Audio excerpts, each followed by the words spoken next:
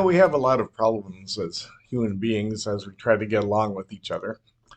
And there are no simple solutions or magic formulas to follow that will solve all our relational problems.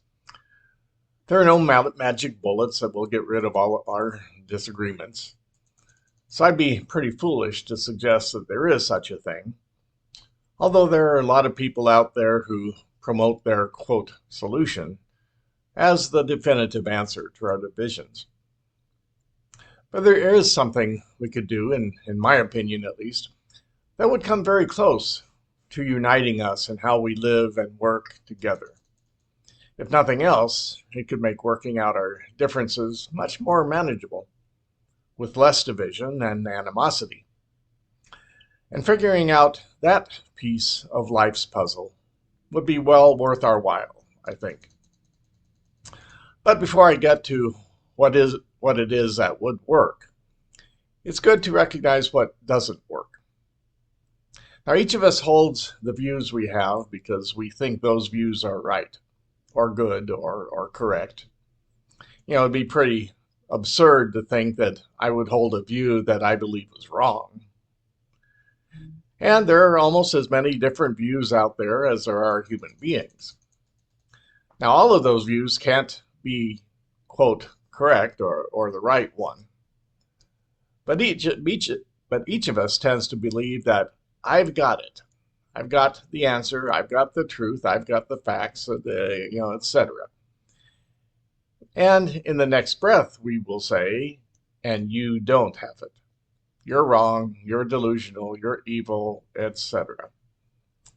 Now, if we engage in debate at all, our goal is usually to win the battle of who is right and who is wrong. And what follows is a lot of mudslinging and sarcastic barbs and insults and violence and even war as we defend our positions. Groups do this quite often. They participate in this way of being too. Countries argue about which economic system is, quote, the right one. And they go to war over it sometimes. We have an excellent example of this with what is happening in our government today, especially between Republicans and Democrats. And religions are famous for proclaiming that they have, quote, the truth, or that they teach what God really says, or that they exclusively have the accurate interpretation of Scripture. Now, approaching our differences in this way doesn't work, and it perpetrates much harm. And it saddens me to think how many families have been torn apart because of the parents' rejection of their gay child, because they believe, well, they are wrong, that is bad.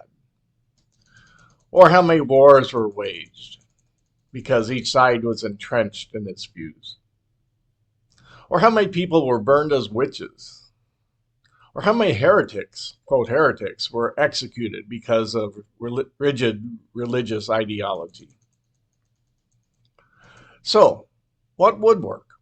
Or at least, what would work better as we try to work out our differences? Well, first of all, I think introducing a little more humility in my approach is necessary if I'm serious about doing this work.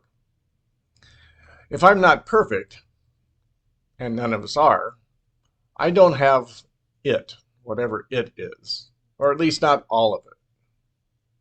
Humility involves entertaining the possibility that my view is only part of the bigger picture of what is actually out there. It's like the three blind people who come across an elephant, and none have experienced an elephant before.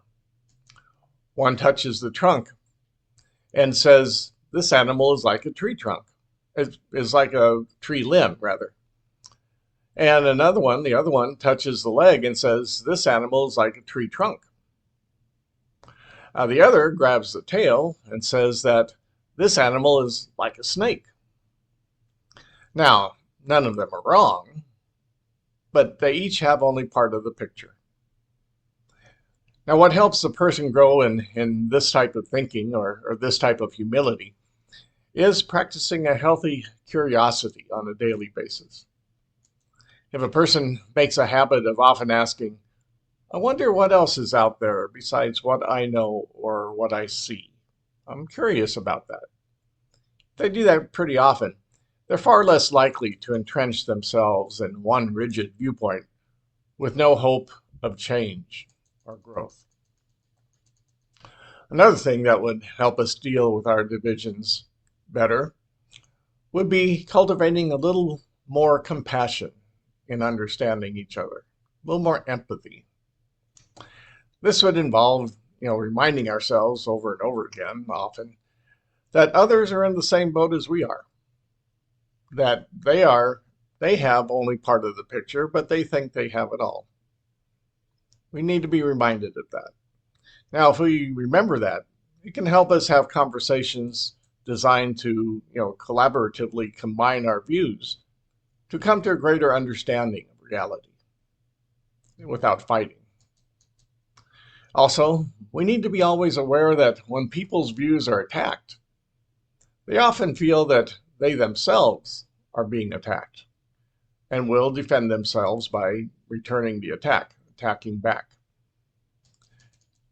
Keeping this in mind can help us have discussions about the merits of each view without resorting to, denigrating the other person in some way for holding their view. Someone once said that the louder a person argues, the weaker their position is. And I would add, the less secure they are about their view. By practicing a little more humility and nurturing a little more compassion, we won't have to shout or demonize or fight or be afraid of being proven wrong. We can then direct all that energy toward putting all our viewpoints and experiences together to come up with ways that make our lives together better.